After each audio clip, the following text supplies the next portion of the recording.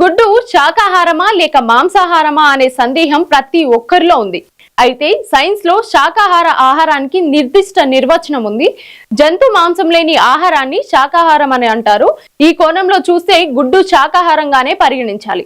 ఇలాంటి ఆహారం తీసుకునే వ్యక్తులను ఓవో వెజిటేరియన్స్ అంటారు. సైన్స్ ను పక్కన పెడితే భారతీయులు మాత్రం గుడ్డుని మాంసాహారంగా పరిగణిస్తారు. అందుకే శాకాహారులు వీటిని తినరు. సైన్స్ కోణం నుంచి చూస్తే గుడ్లు రెండు రకాలు: ఫలదీకరణం గుడ్లు, ఫలదీకరణం చెయ్యని గుడ్లు.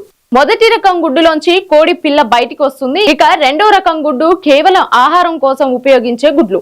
అంటే వీటి నుంచి కోడి పిల్లలు బయటికి రావు. కోడి పెట్ట, కోడి పుంజుల పునరుత్పత్తి చర్య వల్ల పెట్టిన కోడి గుడ్డును ఫలదీకరణ గుడ్డు అంటారు. కోడి పుంజు సహకారం లేకుండా పెట్టిన గుడ్డుని ఫలదీకరణం చెయ్యని గుడ్డు అంటారు.